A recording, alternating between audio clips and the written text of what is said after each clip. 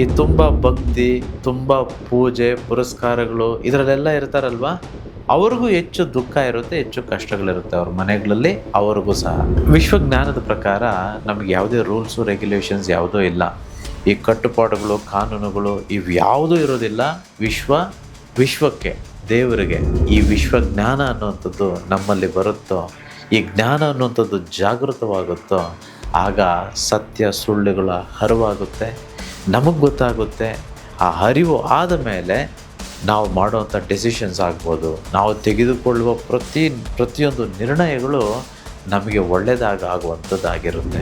Universe ಜೊತೆ ಹೋಗಬೇಕು, ವಿಶ್ವದ ಜೊತೆ ಹೋಗಬೇಕು ಅಂತಂದರೆ ಒಂದು ಬಿಲ್ ಇರುತ್ತೆ. ಆ ಬಿಲ್ ಯಾವುದು? ಕರ್ಮನೋ ಪುಣ್ಯನೋ. ನಾವು ಕೋರಿದ್ದೆಲ್ಲ ವಿಶ್ವ ಕೊಡೋದಕ್ಕೆ ತಯಾರಿದೆ, ನಾವು ತೆಗೆದುಕೊಳ್ಳೋದಕ್ಕೆ ಯೋಗ್ಯರಾಗಿದ್ದಾಗ ಮಾತ್ರ. ಒಂದು ಗಮನಿಸಿದ್ದೀರಾ ನೀವು? ಈ ಹೆಚ್ಚು ಒಳ್ಳೆಯವರು ಅಂತ ಯಾರನ್ನು ನಾವು ಕರಿತೇವೋ ಈ ಪ್ರಪಂಚದಲ್ಲಿ, ಈ ಕಲಿಯುಗದಲ್ಲಿ, ಅವ್ರಿಗೆಲ್ಲ ಹೆಚ್ಚು ಕಷ್ಟಗಳಿದೆ. ನೀವು ನೋಡಿದ್ದೀರಾ? ಅಷ್ಟೇ ಅಲ್ಲ, ಈ ತುಂಬ ಭಕ್ತಿ, ತುಂಬ ಪೂಜೆ ಪುರಸ್ಕಾರಗಳು ಇದರಲ್ಲೆಲ್ಲ ಇರ್ತಾರಲ್ವ, ಅವ್ರಿಗೂ ಹೆಚ್ಚು ದುಃಖ ಇರುತ್ತೆ, ಹೆಚ್ಚು ಕಷ್ಟಗಳಿರುತ್ತೆ ಅವ್ರ ಮನೆಗಳಲ್ಲಿ, ಅವ್ರಿಗೂ ಸಹ. ಇದನ್ನು ನೀವು ನೋಡಿದ್ದೀರಾ? ಯಾಕೆ ಹೀಗೆ? ಇದಕ್ಕೆ ಉತ್ತರ ನಾನು ನಿಮಗೆ ಇವತ್ತು ತಿಳಿಸ್ಕೊಡ್ತೇನೆ. ಇದ್ರ ಬಗ್ಗೆ ನಾನು ವಿಶೇಷವಾದ ಕಾರ್ಯಾಗಾರದಲ್ಲಿ ಇನ್ನೂ ಮಹತ್ತರವಾಗಿ ನಿಮ್ಮ ಜೊತೆ ಹಂಚಿಕೊಳ್ತೇನೆ. ಇವತ್ತಿಗೆ ಈ ಇನ್ಫಾರ್ಮೇಷನ್ ನಿಮಗೆ. ಇದು ವಿಶ್ವಜ್ಞಾನ. ನೋಡಿ, ನಮಗೆಲ್ರಿಗೂ ಆಸೆ ಇರುತ್ತೆ, ಟೂರ್ ಹೋಗಬೇಕು, ಟ್ರಿಪ್ ಹೋಗಬೇಕು, ವಿಶೇಷವಾಗಿ ಈ ರೆಸಾರ್ಟ್ಗಳಿಗೆ ಹೋಗಬೇಕು ಅಂತೆಲ್ಲ ಎಲ್ರಿಗೂ ಆಸೆ ಇರುತ್ತೆ. ಕರೆಕ್ಟಾ? ಫಾರ್ ಎಕ್ಸಾಂಪಲ್, ಎಲ್ಲೋ ಗೋವಾ ಟೂರ್ಗೆ ಹೋಗಿದ್ದೀವಿ ಅಂತ ಅಂದ್ಕೊಳ್ಳೋಣ. ಸೊ ಈಗೆಲ್ಲೋ ಹೋಗ್ತೀವಿ, ಬ್ಯೂಟಿಫುಲ್ ಆದೊಂದು ರೆಸಾರ್ಟ್ ಬುಕ್ ಮಾಡಿರ್ತೇವೆ, ಸೂಟ್ ರೂಮ್ ಬುಕ್ ಮಾಡಿರ್ತೇವೆ, entire family ಹೋಗಿರ್ತೇವೆ.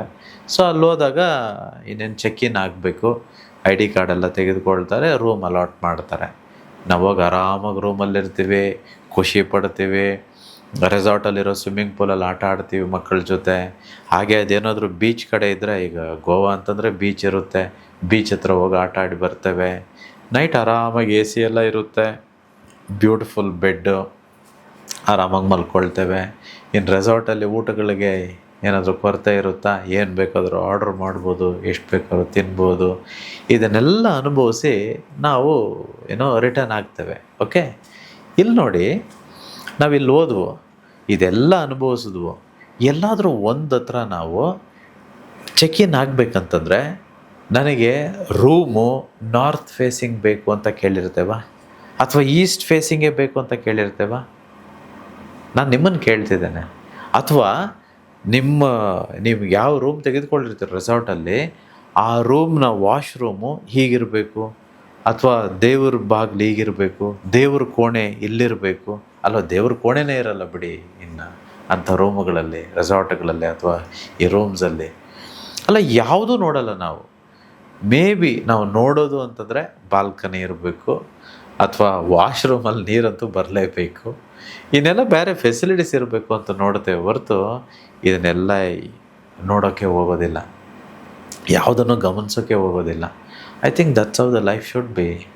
Lot of people, ನಾವೆಲ್ಲರೂ ಏನಾಗ್ಬಿಟ್ಟಿದ್ದೀವಿ ಅಂತಂದರೆ, ನಿಜ ಗೊತ್ತಿರೋರು ತುಂಬ ಕಡಿಮೆ, ಸುಳ್ಳು ಗೊತ್ತಿರೋರು ಹೆಚ್ಚು. ಸೊ ಹಾಗಾಗಿ ಎಲ್ಲವನ್ನೂ ನಂಬಿಕೊಂಡು, ಎಲ್ಲವೂ ಸತ್ಯ ಅಂತ ಅಂದ್ಕೊಂಡು ನಾವು ಹೀಗೇ ಇರಬೇಕು, ಹಾಗೇ ಇರಬೇಕು, ಈ ರೀತಿಯೇ ಬದುಕಬೇಕು ಅಂತ ನಮಗೆ ನಾವೇ ಕಟ್ಟುಪಾಡುಗಳನ್ನು ಹಾಕ್ಕೊಂಡ್ಬಿಟ್ಟಿದ್ದೇವೆ. I don't know what is really true and what is false. Universe knows what really is the truth. ಇದಕ್ಕೆ ವಿಸ್ಡಮ್ ಅನ್ನುವಂಥದ್ದು, ವಿಶ್ವಜ್ಞಾನ ಅಂಥದ್ದು ಈ ಚೇತನಕ್ಕೆ ಗೊತ್ತಿದೆ. ಅದಕ್ಕೆ ನಾನು ತುಂಬ ಸಲ ಹೇಳ್ತಿರ್ತೇನೆ, ನಿಮಗೆ ಯಾವ ಸರಿ ಅನಿಸುತ್ತೋ ಅದನ್ನು ಆರಾಮಾಗಿ ಮಾಡ್ತೀರಿ, ಖುಷಿಯಿಂದ ಮಾಡ್ಕೊಂಡು ಹೋಗ್ತೀರಿ ಅಷ್ಟೇ. ನಿಮಗೆ ಯಾವುದು ತಪ್ಪು ಅನಿಸುತ್ತೋ ಅದನ್ನು ಮಾಡೋಕ್ಕೆ ಹೋಗ್ಬೇಡಿ. ಈಗ ನಾನು ಯಾವುದೋ ಹೇಳ್ತೇನೆ ತಪ್ಪು ಇದು ಸರಿ ಅಂತಂತೇಳಿ, ಅದು ನನಗೆ ಬೇರೆ, ನಿಮಗೆ ಬೇರೆ. ನೋಡಿ, ವಿಶ್ವಜ್ಞಾನದ ಪ್ರಕಾರ ನಮಗೆ ಯಾವುದೇ ರೂಲ್ಸು ರೆಗ್ಯುಲೇಷನ್ಸ್ ಯಾವುದೂ ಇಲ್ಲ.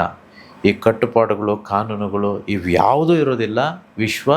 ವಿಶ್ವಕ್ಕೆ, ದೇವರಿಗೆ. ಅದಕ್ಕೆ ನೋಡಿ, ಮನುಷ್ಯನ ಹೊರತುಪಡಿಸಿ ಇನ್ನು 84 ಲಕ್ಷ ಜೀವರಾಶಿಗಳು ಏನಿದಾವೋ ಅದ್ಯಾವುದಕ್ಕೂ ಕಾನೂನೇ ಇಲ್ಲ. ಇಷ್ಟೊತ್ತಿಗೆ ಎದ್ದೇಳಬೇಕು, ಹೀಗೆ ಮಾಡಬೇಕು, ಟ್ರಾಫಿಕ್ ರೂಲ್ಸ್ ಇದು, ಅಥವಾ ಮದುವೆ ಬಗ್ಗೆ ಆಗ್ಬೋದು, ಮಕ್ಕಳ ಬಗ್ಗೆ ಆಗ್ಬೋದು, ಪ್ರತಿಯೊಂದರಲ್ಲೂ ಇಡೀ ಜೀವನಕ್ಕೆ ಅದಕ್ಕೆ ಯಾವುದಕ್ಕೂ ಕಟ್ಟುಪಾಡುಗಳು ಯಾವುದಕ್ಕೂ ಇಲ್ಲ, ಆರಾಮಾಗಿದ್ದಾವೆ. ನಮಗೆ ನೋಡಿ ಏನೆಲ್ಲ ಬೇಕು, ಅಲ್ಲ, ಜ್ಞಾನ ಯಾರಿಗೆ ಜಾಸ್ತಿ ಇರೋದು, ನಮಗ ಇಲ್ಲ ಪ್ರಾಣಿ ಪಕ್ಷಿಗಳ್ಗ? ನಮಗೇ ತಾನೇ. ಯಾಕೆ ನಮ್ಗೆ ಅಷ್ಟೊಂದು ಫ್ರೀಡಮ್ ಇಲ್ಲ, ಸ್ವಾತಂತ್ರ್ಯ ಇಲ್ಲ? ಎಲ್ಲೋ ಗೊತ್ತಿಲ್ಲ ಎಲ್ಲಿ ಕೆಟ್ಟೋದ್ವೋ, ಎಲ್ಲಿ ನಮ್ಮ ಮನಸ್ಸನ್ನು ಇನ್ನೊಬ್ರಿಗೆ ಯಾರಿಗೋ ಕೊಟ್ಟು ನಾವು ಹಾಳಾಗೋದು ನನಗೆ ಗೊತ್ತಿಲ್ಲ. ಸೊ ಬಟ್ ಒಂದಂತೂ ಗ್ಯಾರಂಟಿ, ಯಾವಾಗ ಈ ಚೇತನ, ಈ ವಿಶ್ವಜ್ಞಾನ ಅನ್ನುವಂಥದ್ದು ನಮ್ಮಲ್ಲಿ ಬರುತ್ತೋ, ಈ ಜ್ಞಾನ ಅನ್ನುವಂಥದ್ದು ಜಾಗೃತವಾಗುತ್ತೋ, ಆಗ ಸತ್ಯ ಸುಳ್ಳುಗಳ ಹರಿವಾಗುತ್ತೆ, ನಮಗೆ ಗೊತ್ತಾಗುತ್ತೆ. ಆ ಅರಿವು ಆದ ಮೇಲೆ ನಾವು ಮಾಡುವಂಥ ಡೆಸಿಷನ್ಸ್ ಆಗ್ಬೋದು, ನಾವು ತೆಗೆದುಕೊಳ್ಳುವ ಪ್ರತಿಯೊಂದು ನಿರ್ಣಯಗಳು ನಮಗೆ ಒಳ್ಳೆಯದಾಗುವಂಥದ್ದಾಗಿರುತ್ತೆ.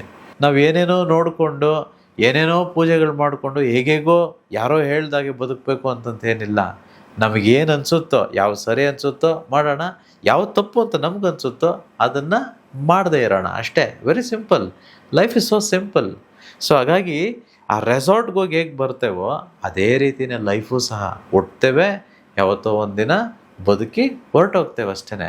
ಅದರ ಸೆಂಟ್ರಲ್ಲಿ ನಾವು ಇವೆಲ್ಲವನ್ನೂ ಕ್ಲಮ್ಸಿ ಮಾಡ್ಕೊಳ್ಬಾರ್ದು. ಸುಮ್ಮನೆ ಬೇಡದೇ ಇರೋದನ್ನೆಲ್ಲ ತಲೆ ಮೇಲೆ ಇಟ್ಕೊಂಡು ಭಾರ ಅಂತ ಹೇಳ್ಬಾರ್ದು. ಯೂನಿವರ್ಸ್ ದೇವರು ನಮ್ಮನ್ನೋಗಿ ಇಲ್ಲೋಗಿ ಬದುಕು ಬನ್ನಿ ಅಂತ ಕಳಿಸಿದ್ದಾರೆ, ಜೀವ್ಸ್ ಬನ್ನಿ ಅಂತ ಕಳಿಸಿದ್ದಾರೆ ಹೊರತು ಪೂಜೆ ಮಾಡೋದಕ್ಕೋ ಅಥವಾ ಇನ್ನೇನೋ ತಪಸ್ಸು ಮಾಡೋದಕ್ಕೋ ಇನ್ನೇಗೋ ಇರೋದಕ್ಕೂ ಕಳಿಸ್ಲಿಲ್ಲ. ನೀವು ಖುಷಿಯಿಂದ ಹೋಗ್ರಪ್ಪ ಭೂಲೋಕಕ್ಕೆ, ಈ ದೇಹ ಕೊಟ್ಟಿದ್ದೀನಿ, ಈ ಪಂಚಭೂತಗಳಿಂದ ನಿಮ್ಮನ್ನು ಸೃಷ್ಟಿ ಮಾಡಿದ್ದೀನಿ, ನಿಮಗೇನು ಖುಷಿ ಕೊಡುತ್ತೋ ಅದನ್ನೆಲ್ಲ ಅನುಭವಿಸಿ ನೀವು ಆರಾಮಾಗಿ ಮತ್ತೆ ಬನ್ನಿ ಅಂತ ಕಳಿಸಿದ್ದಾನೆ. ಬಟ್ ಇಲ್ಲೋಗಿ ಖುಷಿ ಪಡ್ಬೇಕಂತಂದರೆ 3 ವಿಚಾರ ಜ್ಞಾಪಕ ಇರಲಿ. ನೀವು ಪಡುವಂಥ ಖುಷಿಯಲ್ಲಿ ಅಥವಾ ನೀವು ಮಾಡುವಂಥ ಕೆಲಸದಲ್ಲಿ ಅಥವಾ ನೀವು ಮಾಡುವಂಥ ವ್ಯಾಪಾರದಲ್ಲಿ ಯಾವುದೇ ಕಾರಣಕ್ಕೂ ವಿಶ್ವಕ್ಕೆ ಕೆಟ್ಟದಾಗಬಾರ್ದು, ಅಂದರೆ ಪರಿಸರಕ್ಕೆ ಕೆಟ್ಟದಾಗಬಾರ್ದು, ನಿಮ್ಮ ನೆರೆ ಹೊರೆಯವರಿಗೆ ಕೆಟ್ಟದಾಗಬಾರ್ದು, ಹಾಗೆ ನಿಮಗೂ ಕೆಟ್ಟದಾಗಬಾರ್ದು. ಇವು 3 ಸರಿ ಹೋಗೋದಾದರೆ ನೀವು ಏನು ಬೇಕಾದರೂ ಮಾಡಿ, ಹೇಗೆ ಬೇಕಾದರೂ ಇರಿ, ಸಂತೋಷವಾಗಿರಿ ಅಂತಂತೇಳಿ ಆ ಪರಬ್ರಹ್ಮ, ಆ ವಿಶ್ವಚೇತನ ನಮ್ಮನ್ನೆಲ್ಲ ಸೃಷ್ಟಿ ಮಾಡಿ ಕಳಿಸಿರುವಂಥದ್ದು. ಸೊ ಹಾಗಾಗಿ ಲೈಫನ್ನು ಆರಾಮಾಗಿ ತೆಗೆದುಕೊಳ್ಬೇಕು. ಇದು 1ನೇದು. 2ನೇ ವಿಚಾರ ನೋಡಿ, ನಾವು ಹೋಗ್ತೇವೆ, ರೆಸಾರ್ಟಲ್ಲಿ ಸ್ಟೇ ಆದವು, ಆಯಿತು, 5 ದಿನ ಎಂಜಾಯ್ ಮಾಡಿದ್ವು. ಕಡೆಯದಾಗಿ ಬರಬೇಕಂತಂದರೆ ಚೆಕ್ಔಟ್ ಮಾಡಬೇಕಂದ್ರೆ ಪ್ರೊಸೀಜರ್ ಇದೆ. ಎಷ್ಟು ಬಿಲ್ ಇದೆ ಅದನ್ನು ಪೇ ಮಾಡಿ ಆಚೆಗೆ ಬರಬೇಕು. ಒಂದು ವೇಳೆ 5 ದಿನ ನಾವು ಅಲ್ಲಿರೋ ಫೆಸಿಲಿಟೀಸ್ನೆಲ್ಲ ಯೂಸ್ ಮಾಡಿದಿದ್ರೆ, ವಿಶೇಷವಾಗಿ ರೆಸ್ಟೋರೆಂಟಲ್ಲಿ ಊಟ ಎಲ್ಲ ತೆಗೆದುಕೊಂಡಿರ್ತೇವೆ, ಇದನ್ನೆಲ್ಲ ಅನುಭವಿಸೋದಕ್ಕೆ ಒಂದು ಖರ್ಚಾಗಿರುತ್ತಲ್ವ. ಕಡೆಯದಾಗಿ ನಾವು ಚೆಕ್ಔಟ್ ಮಾಡಬೇಕಂತಂದರೆ ಅವ್ರು ಕೇಳ್ತಾರೆ, ಇಷ್ಟು ಬಿಲ್ ಆಗಿದೆ, ಇದನ್ನು ಪೇ ಮಾಡಿದ್ರೆ ನೀವು ಹೋಗ್ಬೋದು ಅಂತಂತೇಳಿ. ನೀವು ನನಗೆ ಹೇಳಿ, ಬಿಲ್ ಪೇ ಮಾಡದೆ ನಮ್ಮನ್ನು ಅಲ್ಲಿಂದ ಆಚೆಗೆ ಕಳಿಸ್ತಾರ? ನೀವು ಹೇಳಿ ನನಗೆ. ನೀವು ಬಿಲ್ ಪೇ ಮಾಡಲಿಲ್ಲಪ್ಪ ರೆಸಾರ್ಟ್ಗೆ, ಅವ್ರು ಹೋಗಿ ಅಂತಂದು ಕಳಿಸ್ತಾರ? ಇಲ್ಲ ತಾನೇ. ಸೊ ಇದೇ ರೀತಿ ನಾವೂ ಸಹ ಈ ಭೂಲೋಕದಲ್ಲಿ ಜೀವಿಸಿದ ನಂತರ ಕಡೆಯದಾಗಿ ಆ ಭಗವಂತನಿಗೆ ಲೀನವಾಗಬೇಕು ಅಥವಾ ಸತ್ಯಲೋಕಕ್ಕೆ ಹೋಗಬೇಕು, ಯೂನಿವರ್ಸ್ ಜೊತೆ ಹೋಗಬೇಕು, ವಿಶ್ವದ ಜೊತೆ ಹೋಗಬೇಕು ಅಂತಂದರೆ ಒಂದು ಬಿಲ್ ಇರುತ್ತೆ. ಆ ಬಿಲ್ ಯಾವುದು? ಕರ್ಮನೋ ಪುಣ್ಯನೋ. ಪುಣ್ಯ ಇದ್ದರೆ ಏನು ಕಟ್ಟಲಿಕ್ಕೆ ಏನಿರಲ್ಲ, ಅನುಭವಿಸೋದಕ್ಕಿರುತ್ತೆ. ಮೇಲೆ ಲೋಕಗಳಿಗೆ ಹೋದಾಗ ಅನುಭವಿಸೋದಕ್ಕೆ ಸಿಗುತ್ತೆ. ಅದೇ ಕರ್ಮ ಒಂದು ವೇಳೆ ಇದ್ದರೆ ನಾವು ಅದನ್ನು ಕಟ್ಟಿಬಿಟ್ಟೆ ಮೇಲಕ್ಕೆ ಹೋಗಬೇಕಾಗುತ್ತೆ. ಒಂದು ವೇಳೆ ಕಟ್ಟೋದಕ್ಕೆ ನಮ್ಮ ಹತ್ರ ಹಣ ಇಲ್ಲ ಅಂತಂದರೆ ರೆಸಾರ್ಟ್ನವರೇ ಕೆಲಸ ಕೊಡ್ತಾರೆ, ಅಲ್ಲೇ ರೆಸಾರ್ಟಲ್ಲಿ ಕೆಲಸ ಮಾಡ್ಕೊಂಡಿರಬೇಕಾಗುತ್ತೆ. ಇದರ ಮುಖಾಂತರ ನಾನು ಏನು ಹೇಳೋದಕ್ಕೆ ಹೊರಟಿದ್ದೇನೆ ಅಂತಂದರೆ, ನಮ್ಮದೆಲ್ಲರದು ಪೆಂಡಿಂಗ್ ಬಿಲ್ ಜಾಸ್ತಿ ಇದೆ ಅನಿಸುತ್ತೆ. ಅಂದರೆ ಈ ಕರ್ಮದ ಅಕೌಂಟ್ ಬ್ಯಾಲೆನ್ಸು ತುಂಬ ಇದೆ. ಆ ಕರ್ಮದ ಅಕೌಂಟ್ ಬ್ಯಾಲೆನ್ಸ್ 0 ಆಗೋ ತನಕ ನಮಗೆ ಇಲ್ಲಿಂದ ಮುಕ್ತಿ ಸಿಗೋದಿಲ್ಲ. ಮುಕ್ತಿ ಸಿಗೋದಿಲ್ಲ ಅಂತಂದರೆ ಹಣ ಎಷ್ಟು ದುಡಿದ್ರು ಕೈಯಲ್ಲಿ ನಿಲ್ಲಲ್ಲ. ಒಂದು ವೇಳೆ ಎಂಥ ವ್ಯಾಪಾರ ಮಾಡಿದ್ರು, ಹೇಗೆ ಮಾಡಿದ್ರು ಅದರಿಂದ ಲಾಭ ಬರೋದಿಲ್ಲ. ಒಂದು ವೇಳೆ ಲಾಭ ಬಂದರೂ ಅದನ್ನು ಅನುಭವಿಸೋದಕ್ಕೆ ಸಿಗೋದಿಲ್ಲ. ಏನೇನೋ ಸಮಸ್ಯೆಗಳು, ದಿಢೀರ್ನೆ ಕಾಯಿಲೆಗಳು, ಮನೆಯಲ್ಲಿ ಗೊಂದಲಗಳು, ಇನ್ಯಾವುದ್ಯಾವುದೋ ಕೋರ್ಟ್ ಕೇಸುಗಳು, ಲಿಟಿಗೇಷನ್ಗಳು, ಅದು ಇದು ಎಲ್ಲ ಸರಿ ಇದ್ರೂ ಏನೋ ಒಂದು ಮನಸ್ಸಲ್ಲಿ ಗೊಂದಲ, ಇವೆಲ್ಲವೂ ಕಾಡ್ತಿರುತ್ತೆ.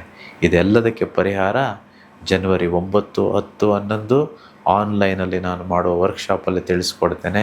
ಹೇಗೆ ನಮ್ಮ ಕರ್ಮದ ಅಕೌಂಟ್ ಬ್ಯಾಲೆನ್ಸನ್ನು 0 ಮಾಡಿಕೊಳ್ಳುವಂಥದ್ದು. ಒಂದು ವೇಳೆ ಕರ್ಮಗಳು ಹೆಚ್ಚಿದ್ದರೆ, ಪೂರ್ವಜನ್ಮದಾಗಲಿ ಈ ಜನ್ಮದ್ದಾಗಲಿ, ಅದರಿಂದ ಹೇಗೆ ಮುಕ್ತಿ ಪಡೆದುಕೊಳ್ಳೋದು, ಇದನ್ನೆಲ್ಲ ನಾವು ತಿಳಿದುಕೊಳ್ಬೇಕು. ಆಗ ಮಾತ್ರ ನಮಗೆ ಪುಣ್ಯ ಸಿಕ್ಕಿ ವಿಶ್ವದಿಂದ ನಾವೇನೆಲ್ಲ ಪಡ್ಕೋಬೇಕು ಅಂತಿರ್ತೀವೋ ಅದು ಪಡ್ಕೊಳ್ಳೋದಕ್ಕೆ ಸಾಧ್ಯವಾಗುತ್ತೆ. ನಾವು ಕೋರಿದ್ದೆಲ್ಲ ವಿಶ್ವ ಕೊಡೋದಕ್ಕೆ ತಯಾರಿದೆ. ನಾವು ತೆಗೆದುಕೊಳ್ಳೋದಕ್ಕೆ ಯೋಗ್ಯರಾಗಿದ್ದಾಗ ಮಾತ್ರ.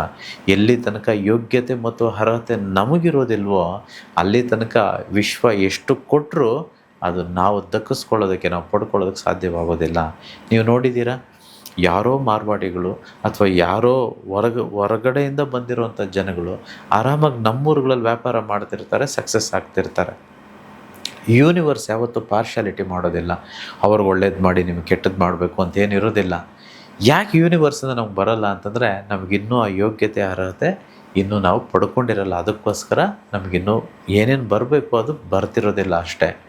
ಹೇಗೆ ಈ ಯೋಗ್ಯತೆ ಅರ್ಹತೆನ ಪಡ್ಕೊಳ್ಳೋ ಅಂಥದ್ದು, ನಾನು ಅದನ್ನು ನಿಮಗೆ ತಿಳಿಸ್ಕೊಡ್ತೇನೆ. ವ್ಯಾಪಾರ ಮಾಡೋದು ಎಲ್ಲರಿಗೂ ಅಲ್ಲ, ಎಲ್ಲರೂ ವ್ಯಾಪಾರ ಮಾಡೋದಕ್ಕಾಗಲ್ಲ. ಬಂಡವಾಳ ಇದೆ ಅನ್ನೋ ಕಾರಣಕ್ಕೆ ಅವರೆಲ್ಲ ಬಿಸ್ನೆಸ್ ಮ್ಯಾನ್ ಆಗೋದಕ್ಕಾಗಲ್ಲ. ಬಂಡವಾಳ ಮೊದಲು ಇಲ್ಲಿರಬೇಕು. ಯಾರ ಬಂಡವಾಳ ಮನಸ್ಸಿನಲ್ಲಿರುತ್ತೋ ಅವನು ಮಾತ್ರ ಶ್ರೀಮಂತನಾಗೋದಕ್ಕೆ ಅಥವಾ ವ್ಯಾಪಾರದಲ್ಲಿ ಸಕ್ಸಸ್ ಆಗೋದಕ್ಕೆ ಸಾಧ್ಯ. ಈ ಮಾರ್ವಾಡಿಗಳಿಗೆಲ್ಲ ನೀವು ಅಂದ್ಕೊಂಡಿರ್ತೀರ, ಅವ್ರಿಗೇನು ಬಿಡಪ್ಪ, ಅವ್ರಿಗೆ ಕಾಸಿದೆ, ಹಣ ಇದೆ, ಸಾಲ ಮಾಡಲ್ಲ ಅಂಥೇಳಿ. ಬರೀ ದುಡ್ಡಿದ್ರೆ ಮಾತ್ರ ಸಾಲದು. ತುಂಬ ಸಲ ನಾನು ಫನ್ನಾಗೆ ಹೇಳಿದ್ದೇನೆ, ಬ್ಯಾಟ್ ಇರೋ ಕಾರಣಕ್ಕೆ ನಾವು ವಿರಾಟ್ ಕೊಹ್ಲಿನೋ ಟೆಂಡೂಲ್ಕರ್ ಆಗೋದಕ್ಕೆ ಸಾಧ್ಯ ಇಲ್ಲ. ಬ್ಯಾಟಿನಿಂದಲ್ಲ ಅವರು ಟೆಂಡೂಲ್ಕರ್ ಆಗಿದ್ದು, ಮನಸ್ಸಿನಿಂದ. ಬ್ಯಾಟ್ ಅನ್ನುವಂಥದ್ದು ಒಂದು ಜಸ್ಟ್ ಒಂದು ಸಪೋರ್ಟಿಂಗ್ ಅಷ್ಟೇ.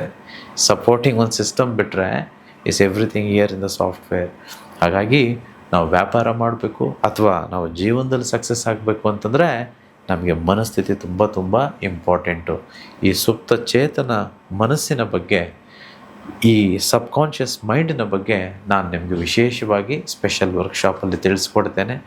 ಹೇಗೆ ಅದನ್ನು ಜಾಗೃತಪಡಿಸ್ಕೊಂಡು ನಮಗೆ ಬೇಕಿದ್ದನ್ನೆಲ್ಲ ಪಡ್ಕೊಳ್ಳೋ ಅಂಥ ವಿಧಾನವನ್ನು ನಾನು ನಿಮಗೆ ಅಲ್ಲಿ ತಿಳಿಸ್ಕೊಡ್ತೇನೆ. ನೇರವಾಗಿ ನಾನು ನಿಮಗೆ ಸಿಗ್ತೇನೆ. ಅಲ್ಲಿ ತನಕ ಥ್ಯಾಂಕ್ ಯು ಯೂನಿವರ್ಸ್. ಅಹಂ ಬ್ರಹ್ಮಸ್ಮಿ.